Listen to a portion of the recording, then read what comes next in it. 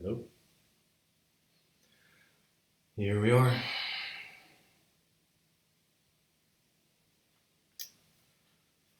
All right.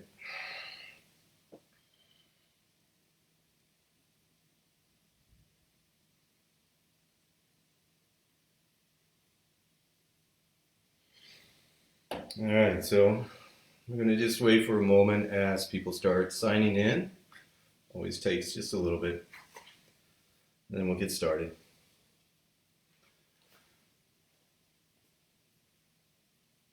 All right. Hello. Good to see his name starting to pop up. All right. Very nice to see people. Hi there. All right. Here we are. Good morning. Okay, I'm going to try to pay attention to some the comments and questions a little bit closer today as well. All right. Still working out the kinks here. All right. Good morning. Hello. All right. So here we are. And welcome. Robert Fulton here. And this is a yoga talk. And today's yoga talk is nominally called Unfolding the 8 Limbs of Yoga.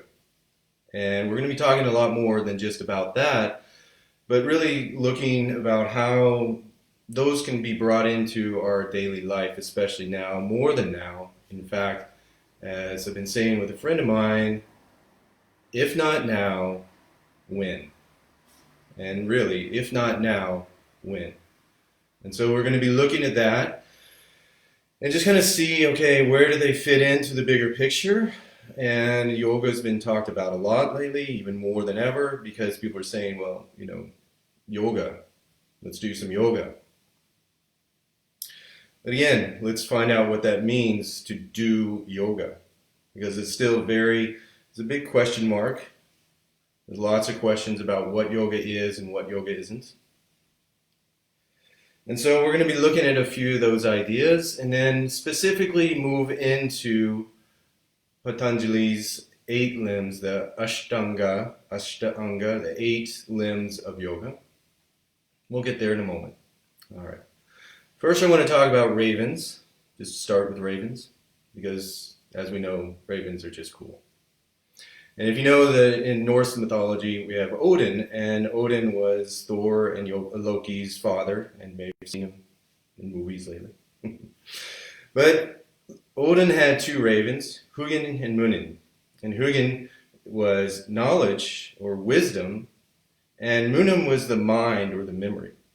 And every day, Odin would send these ravens out all around the world, and then they would come back and report to him. And so this is how he gained his knowledge, is that he sent out his ravens, and they explored the world, came back, and then reported. And it's interesting because the one that Odin was more concerned about was Munin, the mind or the memory coming back, and not as much about the Hugin, which is the knowledge. And that's sort of where we're going to go today with the yoga, because we could have all of this knowledge and all the books and the philosophies and everything, but if we don't use them or apply them or integrate them, the samadhi, then really they're kind of worthless. So we need to have that combination. And so knowledge is a lot more than reading about it and learning names and learning Sanskrit in the case of yoga, or whatever else you're going to learn. It's not just memorizing, but it's that processing, that integration. And so we're going to look into how to integrate that a little bit further. So I do want to read something today that you may have already seen this quote. It's the beginning of T.S. Eliot's Wasteland. It's also National Poetry Month in America. And, well, this is a little bit appropriate. So it begins with, April is the cruelest month, breeding lilacs out of the dead land, mixing memory and desire, stirring dull roots with spring rain. So you may have heard that. April is the cruelest month. We're going through a very difficult time. Let's not sugarcoat that. It is challenging.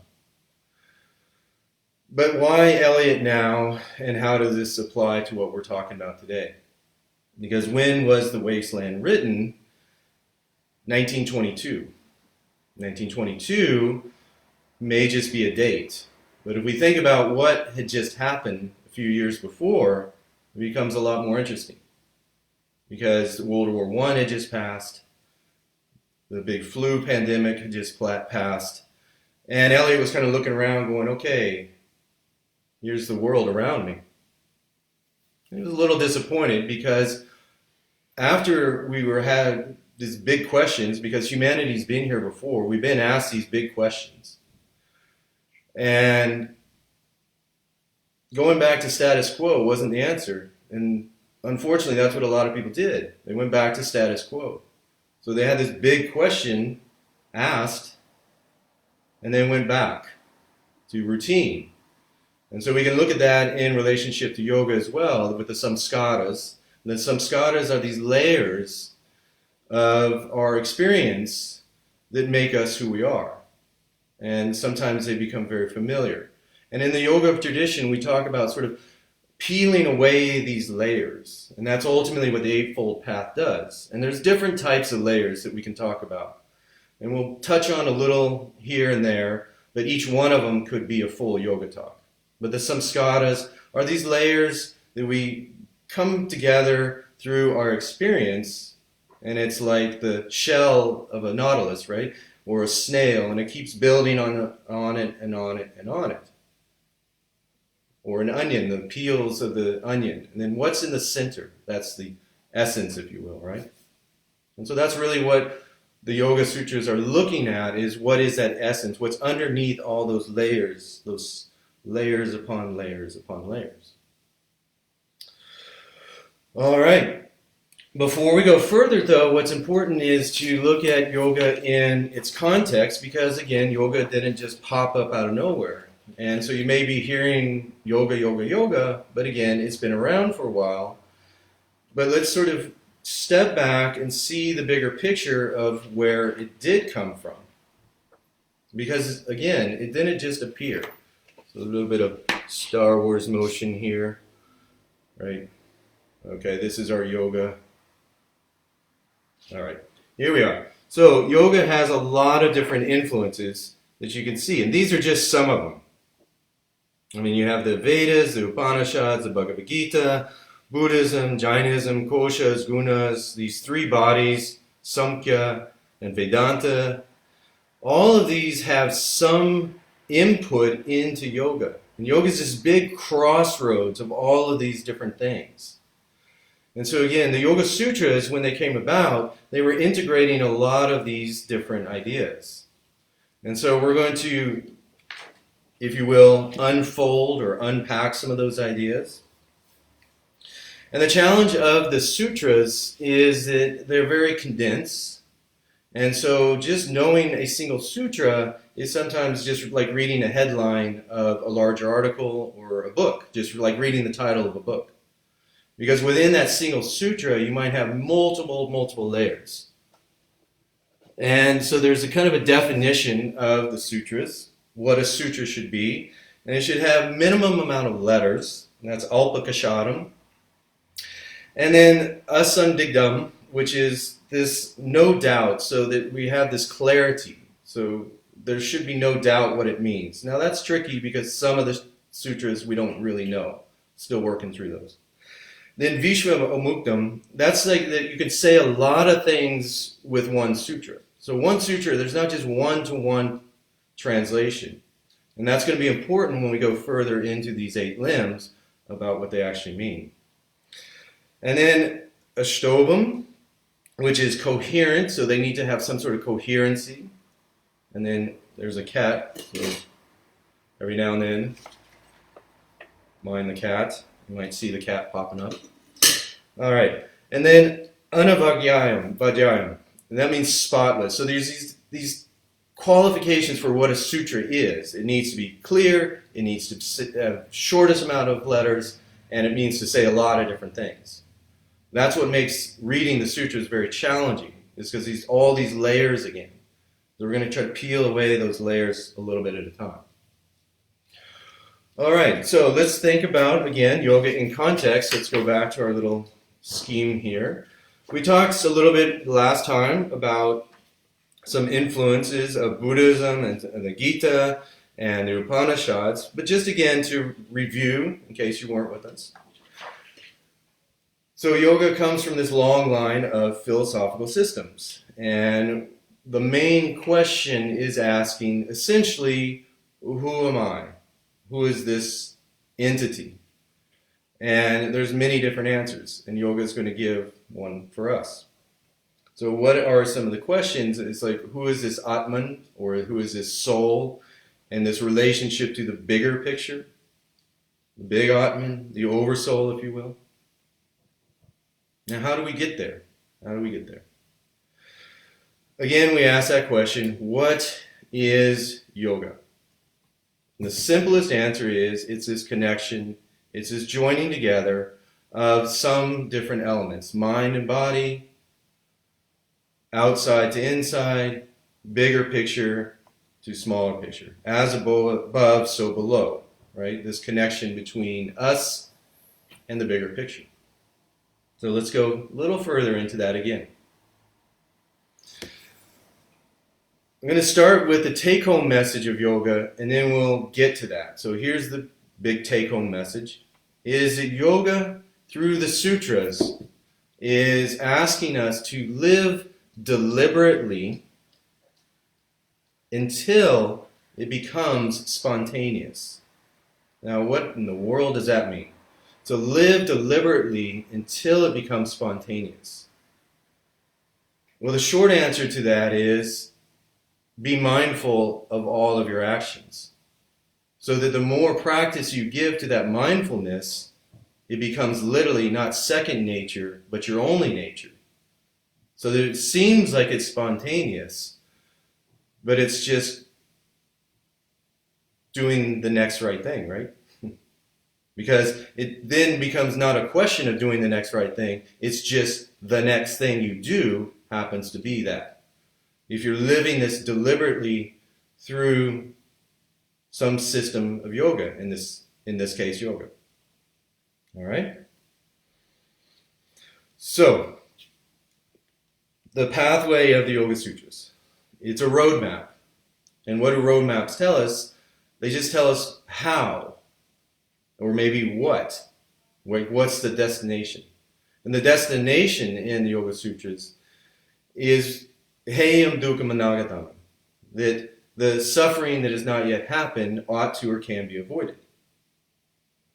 So that is sort of the map that we're looking at. And then it gives us the streets, the various 8 limbs, the Ashta Anga. And it gives us what? What is yoga? And we've talked about that before. So Atta Yogana Shasanam. Now is the time for the instruction of yoga, or for the learning of yoga. Yogas Chitti Vritti Nirodha. Yoga is the calming of those turnings or agitations of the mind. Those churnings of the agitation of the mind are one of the types of obstacles we talked about last time too. So the vritti are these mental disturbances that we sometimes generate from within, or sometimes through external situations. Yoga says in the sutra as well, the way that we need to go about this is through abhyasa. Abhyasa is practice. Practice over a long period of time. So it doesn't just all of a sudden happen. You read a book on yoga, or you do some asana, and then boom, there it is. Abhyasa is practice over a long period of time. And it's diligent, and it's sometimes not so fun. There are challenges. There's ups and downs. Yeah, we're going through some ups and downs, right? Some days are better than others recently. Some days are really crappy. Some days are okay. But the abhyasa is over time, and we're looking at the bigger picture. And then the other thing is viragra. And that means detachment from yoga palam, karma palam. Karma palam is the fruit of our actions. And it's this detachment from that. In other words, we don't do things just for getting results, which is material objects. Because what I like to say is, how's that 50,000 euro or dollar watch telling time any better than a €2 one right now? It's not. It's telling the same time. So karma palam might be that there's this goal, this physical, material goal that you're after. And if you become attached to that, you become identifying with those material objects. So we have the abhyasa over a period of time, and then the not getting attached to that process. Now, if you'd asked me on March 11th or 12th about how things were going, I would have told you, oh, amazing, because all this karma pollen was coming to fruit. All this fruit was coming about with my work, with life, etc. Then if you asked in March 14th, well, a lot of those karma pollens were gone. And it's how we then respond to that situation when those things are all of a sudden gone and not identify with them, not become attached to them. And then we start to really find out what is fundamentally important. And I think a lot of us have been going through that. So yoga is about overcoming these challenges and obstacles. It's calming the mind. But then we can go along in our yoga practice, and again we saw that we can have daily obstacles, antarayas, which can pull us away from our yoga practice, can distract us from our yoga practice. And so how do we keep on it? We go back to abhyasa. We go back to our practice. We go back on the mat. We go back into meditation. We do something over a long period of time and then keep peeling away these layers.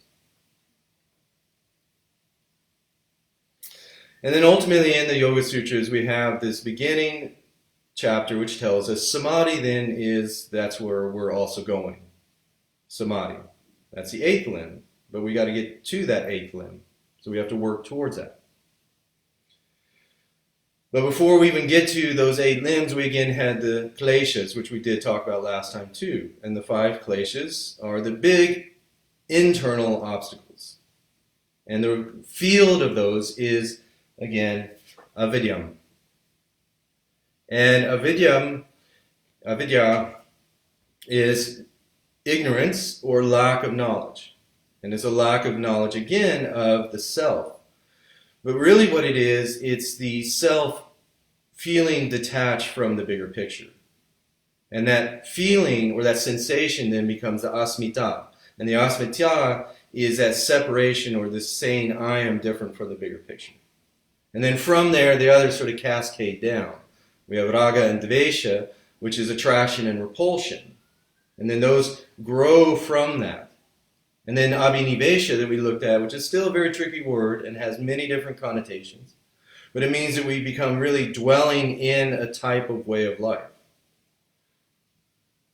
Now again, all of these are neutral in their own respect. Raga, passion, can create art. Dvesha can be self-preservation. Abhinivesha can be creating a dwelling. So, and asmita just gets you up in the morning. Because if you didn't have any sense of asmita, any sense of ego, you would just stay in bed. You wouldn't even get up, you wouldn't eat, because you wouldn't even take care of this body. So all of these there's some level of they're beneficial at some level, but they become harmful or kleshas when added with that avidya. And again, yoga is saying, okay, let's take care of that avidya through svadhyaya, which is a self-study. Okay? Through the self-study. So that's where we're at, and then we find that there's different layers again, and so I'm going to talk about a couple different layers that we're going to start peeling away. Because some of you may relate to some, and some of you may relate to others. One of them is the 5 koshas. And so there's these koshas are these layers. And then the uppermost layer is this.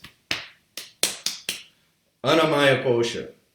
So it's the food layer. It's what we're physically made up of. And we can get stuck in the food layer. We can get stuck on Instagram with asana practice, for example. That's getting stuck in the annamaya kosha. It's just becoming obsessed with the physical body aspect.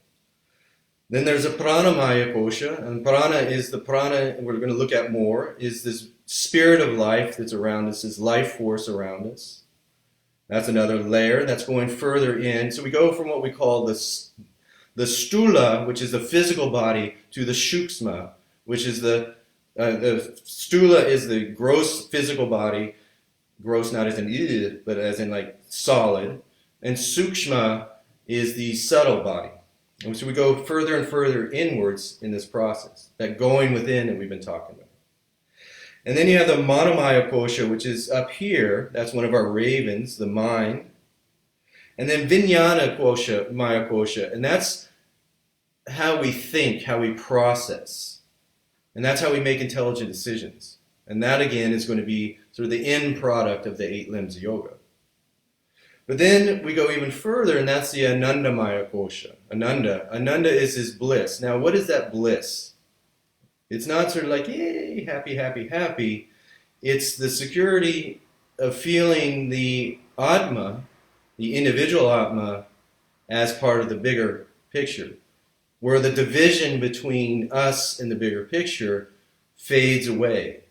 And that's what brings the Ananda.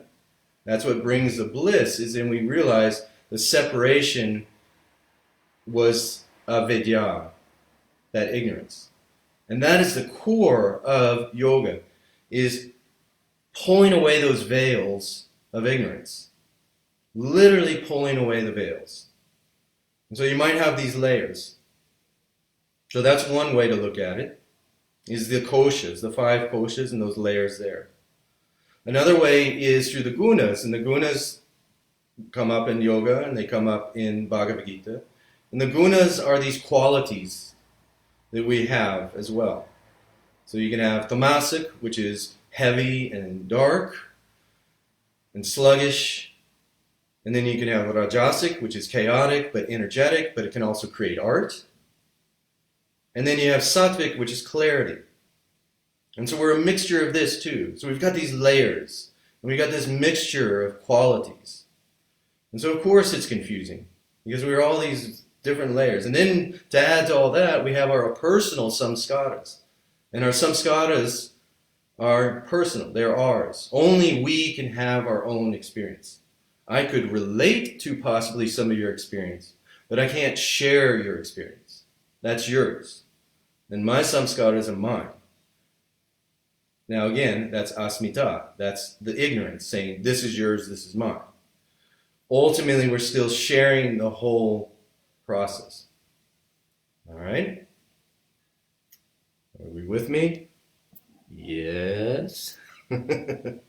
Okay, so let's get on to those 8 limbs, all right? So here we are. We have this concept. We have the different gunas that make us up, these interlacings of characteristics. We have these koshas, literally from the physical body down into the core, the invisible, the stula, which is the physical body, to the sukshma, which is the non-physical. And this is where we're going to go with our 8 limbs. We start off with the physical body. We start off what we can do with this physical body, because we don't deny this physical body. So yoga is not about extreme asceticism where we deny the physical body and we abuse the physical body by not eating and fasting and then just completely withering away. Because actually in the Chandogya Upanishad, that happens. The father tells the son, go fast for a while and come back to me. And so the son goes away and he doesn't eat for a long time. And he comes back and the father says, okay, recite the Vedas to me. And the son's like, I can't. Because he hasn't been feeding the body. He hasn't been feeding the Annamaya kosha. So the Manomaya kosha is gone. And if the Manomaya kosha is gone, then there's no Vijnana Maya kosha. Then we can have no intelligent thought. So yoga is not about taking away the Annamaya kosha, the physical body, the stula. We take care of that first. Because if we don't take care of that, then we can't go to the subtle. So let's begin. And then in the second book of it's 2.29 is when we really get to the 8 limbs of yoga, the Ashtanga. Well, that's almost halfway through the sutras. So obviously we have to build that up. So that's what we've done here. We've built up the problem, and then we're going to look at the solution, which is the 8 limbs. So let's start with then the first one. Yama. Yama. Yama. Yama is the first limb. So imagine then the first 5 limbs are kind of like the physical body here. We're going to look at 5 limbs here. And then the last 3 are going to be a little bit more up into the Manomaya Kosha. So we're going to start off with these. So let's imagine then, just for visual, we got the yamas as one leg. All right? So there's 5 yamas. Ahimsa, Satya, Asteya, Brahmacharya, and Aparigraha. We're going to just look at these briefly because, again, each one of these could be a whole yoga talk in itself. But what is a yama? Now, what is the yama really? It's kind of interesting because yama means to suppress or to regulate. That's what the word means. Yama means to regulate or suppress. Well, that's weird because these all sound very positive. Ahimsa is nonviolence, Satya is truth, Asteya is not stealing, Brahmacharya is acting in accordance with studying Brahma, the big picture, and Aparigraha is not taking more than we want. So how could they be suppressing? Well, in the sutras we learn that it's actually suppressing the opposite. So ahimsa is nonviolence. We're suppressing or regulating violence. Satya is the yama of as-satya, which is untruth. Which is curious because basically what that's saying is those are natural things that bubble up. And so the yamas are a conscious effort to deliberately be nonviolent, to deliberately seek the truth, deliberately not covet or steal, deliberately live a correct life, deliberately not be greedy. So in other words, it's an effort. It's that abhyasa, it's an effort. Now this is a little side note because somebody did ask me this, is Jainism influenced into yoga at all? This is actually from the Jains, and it's called the Mahavratam, which means the great oath.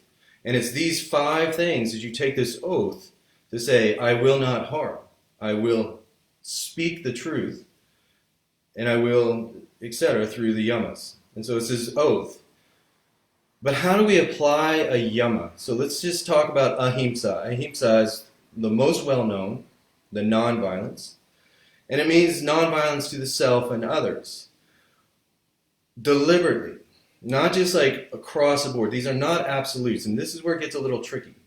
Because there are sometimes things that seem good, but there is some violence involved. Such as building muscles is actually violence to your muscles. You tear the muscles. Let's get to the Annamaya Kosha.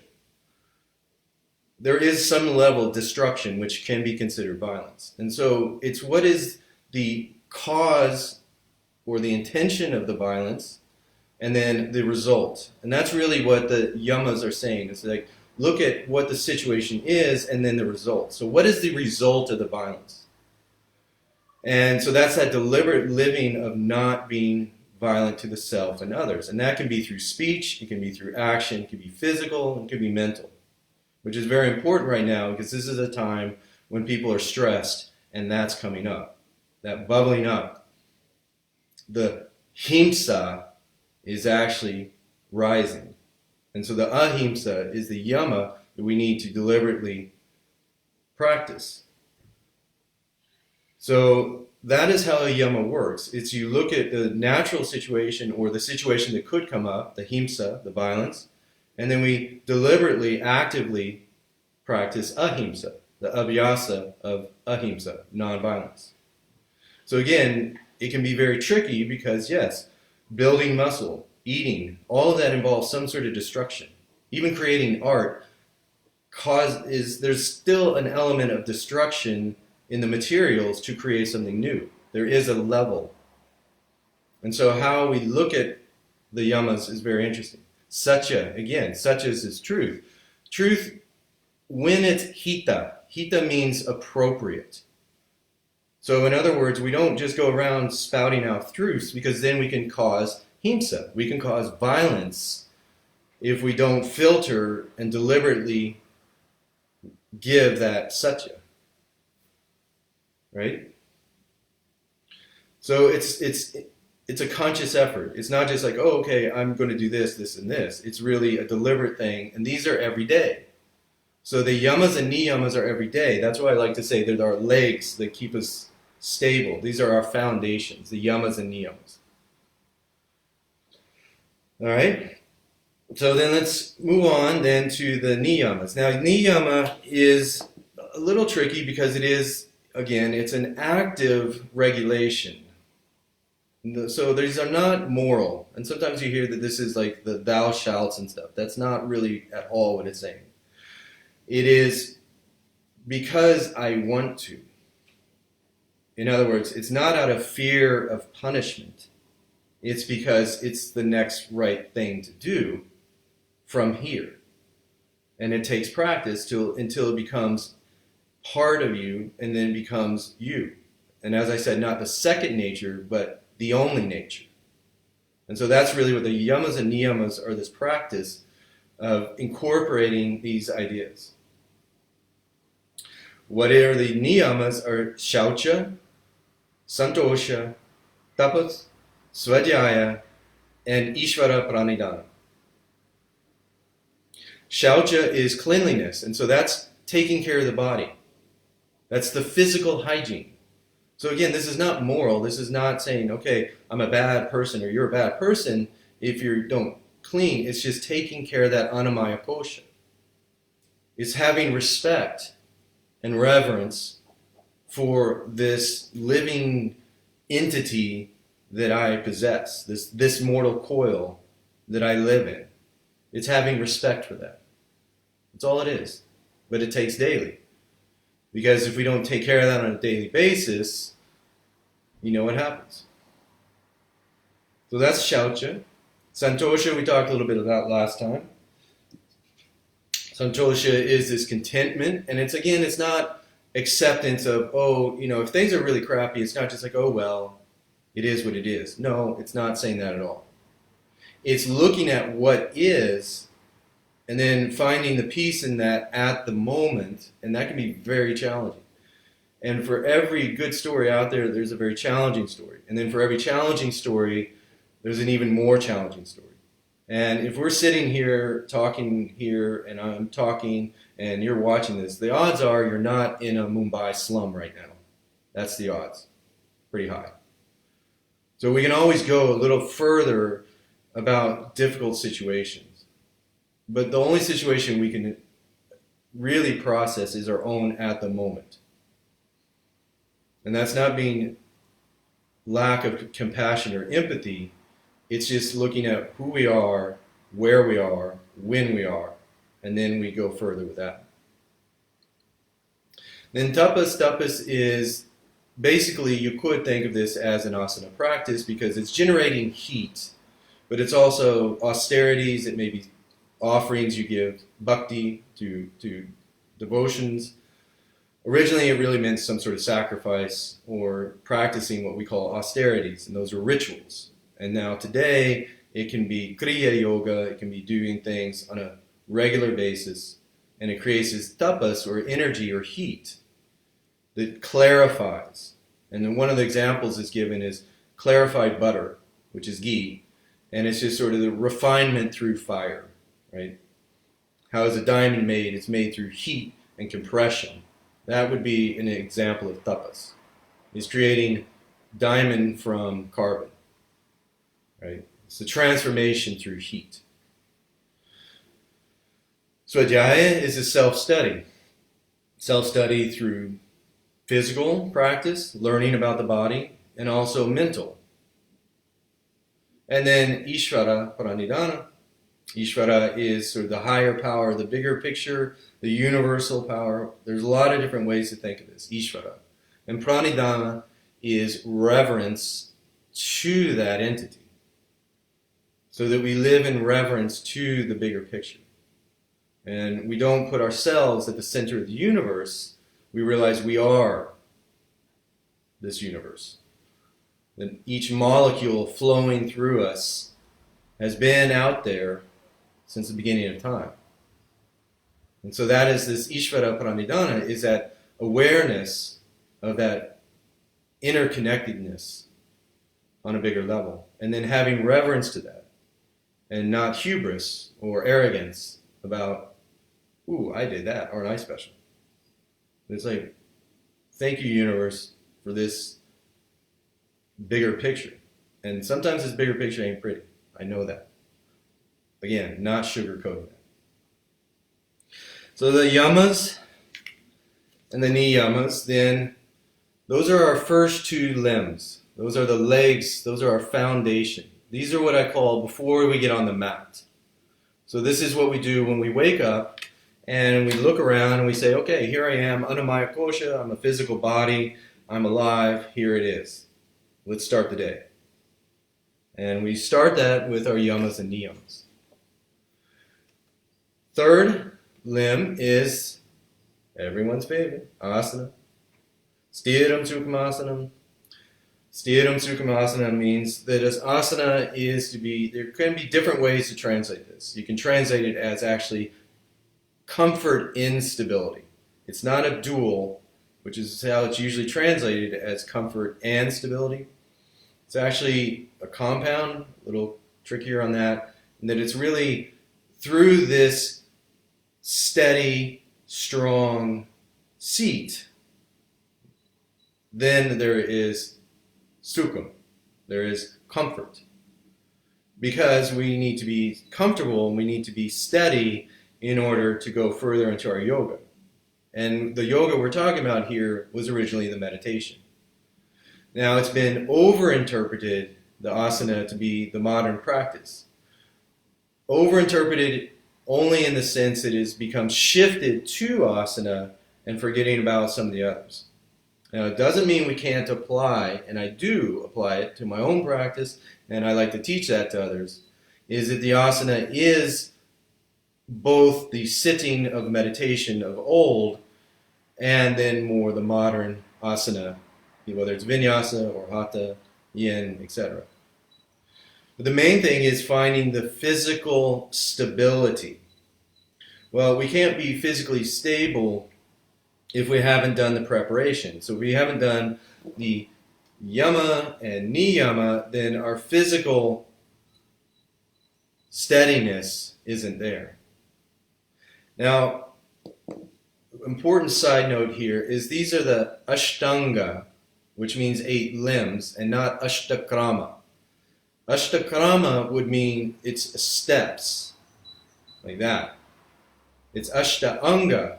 So in other words, these different limbs are all part of one body.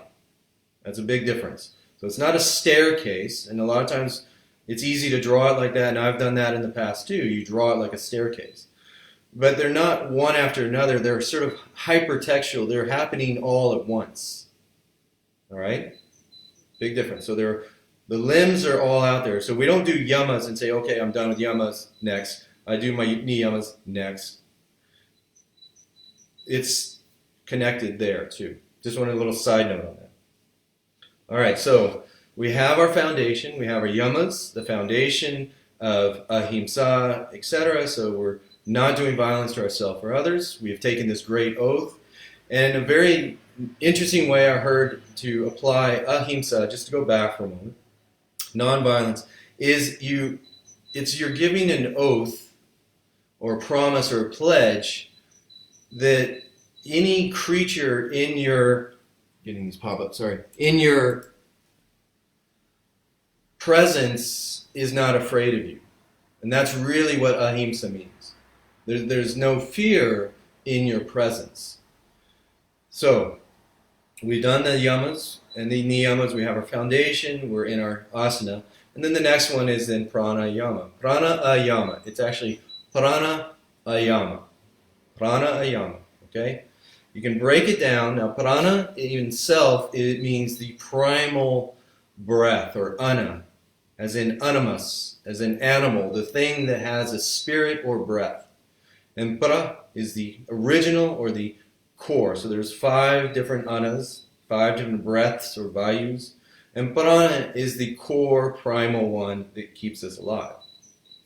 Ayama is also related to yama and niyama, but it's ayama, and it's regulation of the breath. Now again, why is this important? Because if we're all over the place running into the yoga class at the last second and we're out of breath, it happens all the time, or we're panicking, or we're holding our breath in traffic, or whatever, we're not paying attention to the breath, then we can have no clarity in the mind. So again, these are physical aspects. The breath is part of the physical. It's both visible and non-visible. We can't see the breath, but it is physically part of us. So we're going a little bit deeper. We've moved from the Annamaya Kosha, the physical layer, towards the internal. Now we're in the Prana Maya Kosha, the layer of the breath. So we're going from the outside in. We're going further in to the cave here. So we have Prana Ayama, the regulation of the prana. Now it doesn't really mean the control of it. And in the sutras it says pranayama happens when the breath, the inhale and the exhale is actually not natural. Now what does that mean? That's strange. Because we say just breathe. Well, that's actually not pranayama. Yet. Pranayama is then stepping away, making the normal inhale and exhale something not normal. In other words, regulated. Until it becomes spontaneous. Now we're back to that living deliberately, focusing on the breath deliberately until it becomes natural. That's where we're going with this. Hang on, I just realized I said I was going to be looking. All right, okay. Just want to make sure I didn't lose some questions. All right, so pranayama. Pranayama is the next. That's that regulation of the breath. Then the last of the first five is pratyahara. Pratyahara then, and so this is our first five. We have our five limbs. This is our stula. This is our solid body. Pratyahara is in going up, more up into the head area. We're getting up into the head space. And I may have mentioned this on one of the others. The pratyahara is like a turtle pulling in its legs and its head in. But it's really reflecting the five senses. In other words, it's bringing the five senses so that they're not running all over the place. Now again, it's not about canceling the five senses. It's not becoming numb. It's actually raising the awareness of the five senses. And I think there's a lot of confusion about that the pratyahara is like, okay, I'm going to turn off the sound. I'm going to turn off the nose. I'm going to turn off the eyes. Right? No, it's actually raising the awareness so that you're fully aware of everything around. You're completely aware because you're in control of those five senses. Because you've brought them in and they're not taking you over here and here. So if you hear a sound, you're like, ooh, shiny object, and I go over there. But rather that you have these five senses, pratyahara, here, so that when we go to the last three, we're present. This is becoming fully present. And that's tricky because we've got kids, we have cats, we have life, we have things going on outside the world that are out of our control. And so it's very easy. This is again those distractions, those antarayas that literally pull us away. And so the pratyahara is then with the breath, with the body, settling in, tuning in. This is the full-on tuning in process, the pratyahara. And so that's where we are before we get to the final three. All right. So what are the final three? They go more up into the head. Dharana, dhyana, and samadhi. Dharana, dhyana, and samadhi. Just quickly, we have dharana and dhyana and samadhi. We're going to look at each one of these just a little bit. So dharana, dhyana, and samadhi. Now what again is their purpose? Well, it's to remove that ignorance. So last time we talked about our little Shiva. Here's our little Shiva. And then if you see underneath, he's standing on this little demon, and that demon is avidya. He's stamping out avidya. And that's what the last three are looking to do. They're stamping out the ignorance of the self. All right? So we've taken care of the body. We've taken care of how we deal with others through the yamas and niyamas. And we're in our comfortable, strong seat. We've tuned in, and then we go to dharana. Now dharana is often translated as sort of concentration. But what it is, and the example I'd like to give here, and I've given this in the teacher training as well, so some of you may be familiar, is when you're staring at a wall, because there's types of Zen meditation when you're staring at the wall. And maybe there's a spot on the wall. And maybe that's your focus, okay? Now at this level, you're looking at that spot, but you're still very aware that you're looking at a spot on the wall. And that awareness, that concentration of here I am focusing is still the dharana. The dharana is still with this strong awareness of that singular point. So you're still aware of what's going on. The senses are still in tune. But I'm aware that I'm staring at this point on the wall. But my focus is there. So I have the strong focus.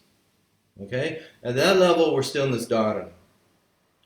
But what's happening there is still, there's a separation between this thing here, this mortal coil, this processing unit, and the object of the meditation. There's still a separation. I'm still saying I'm the subject staring at this spot on the wall.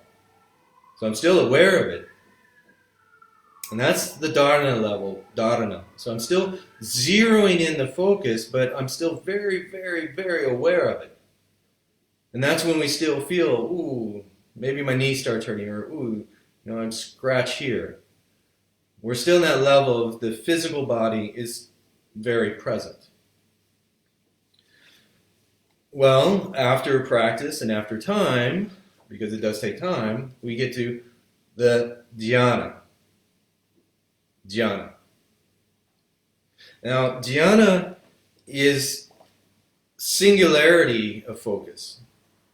Ekagrata means you're holding one concept, but you're no longer fully saying, okay, I'm thinking about this, I'm really thinking, I'm really trying.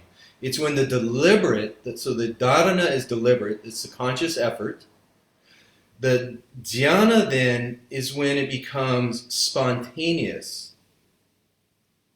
And that the division between what I'm focusing on, there's no division anymore. And so I literally become that thing. Now dhyana, and I may have mentioned this before, I'll mention again, through the Chinese went to Tian and then becomes Zen in Japanese. So dhyana, literally from the Sanskrit, through China, through Bodhidharma, going to China, staring at a wall, and everyone's saying, what is this Indian doing? He's staring at a wall for 9 years. And he's saying, it's dhyana. And then that gets translated to Zen. This is the origin. Dhyana is the origin of everything Zen, right? Bush, anyone? And mindfulness. Right there in that word. So all of that stuff we're talking about today, it's mindfulness and Zen, comes from yoga's seventh limb, dhyana.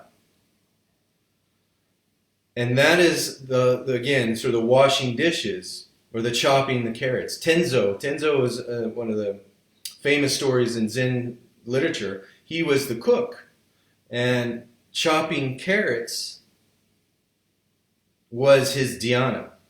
And so all the other monks were thinking they were very higher, holier than thou, doing their meditation.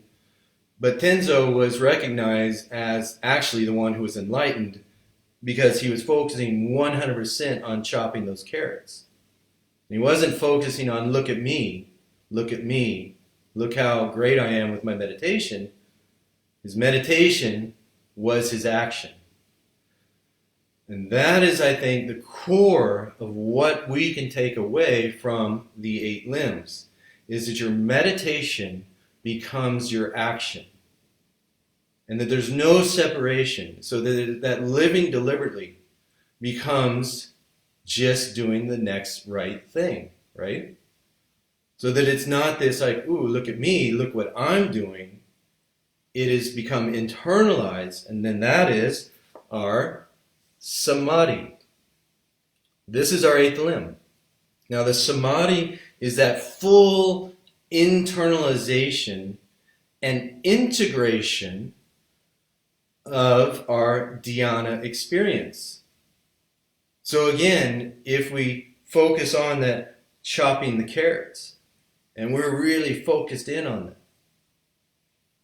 we integrate that into everything we do. So each little thing, each little action becomes important. Because in times like this, people are saying, well, what's the point? What matters anymore?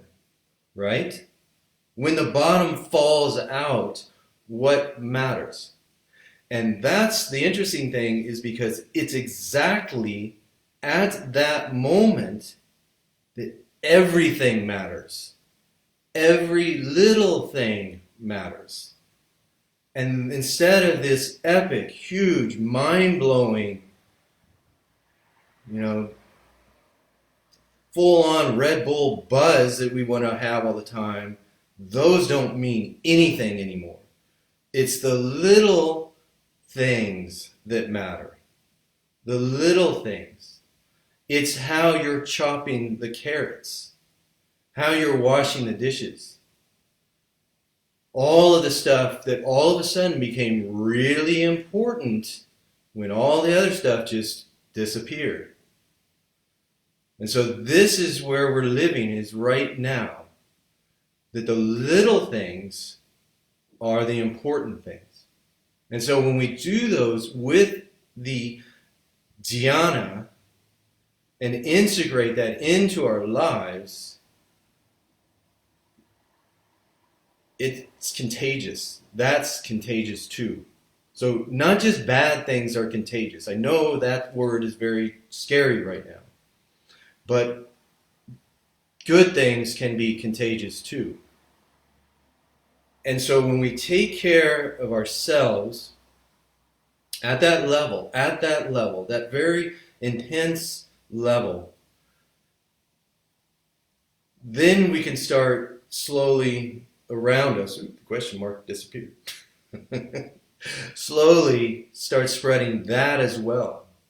So I think that is the message that we can really get out of this, is that through that living deliberately, through those small things, that's what we can start spreading when we integrate them into our lives. And what is that called in the yoga tradition? It's the viveka. And the viveka is this using intelligence through our experience to make decisions. Now, we cannot change anything in the past. That's just, well, maybe, time machines, etc., sure. But at this point, we're not able to. We're not able to change things. We're not able to change the series of events that led up to the world situation we're in. That's a fact. Here we are. But that doesn't mean we throw up our hands and say nothing matters. No, we say everything matters. If not now, when? And so this is kind of where we're at. If not now, when?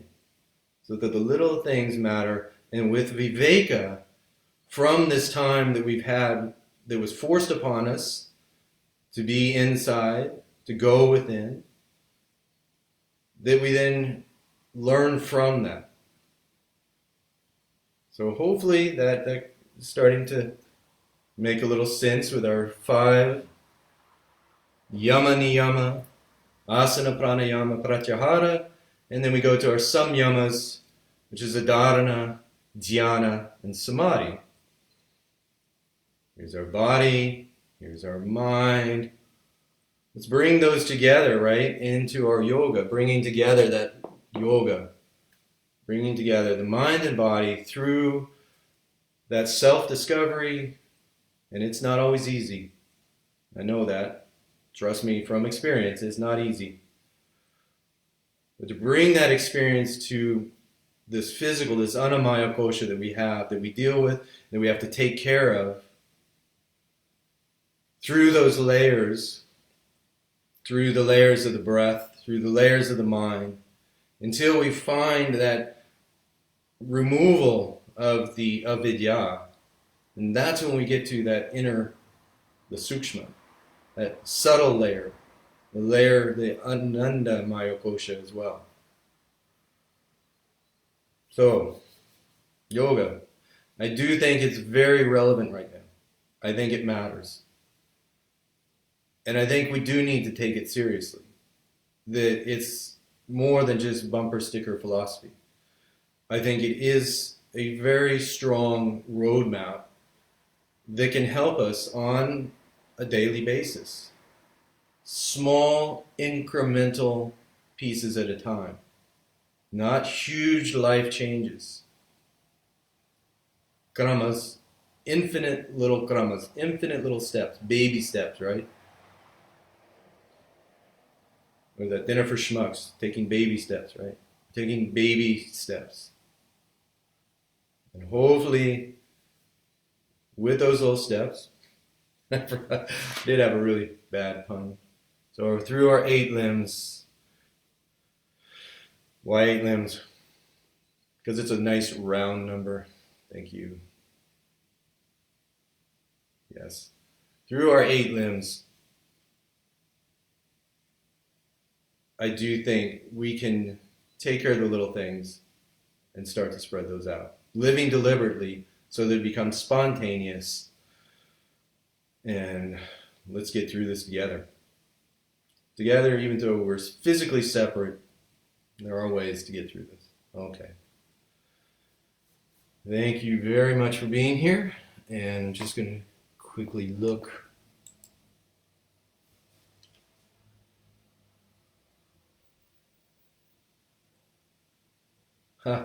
Okay, I do have a nice question.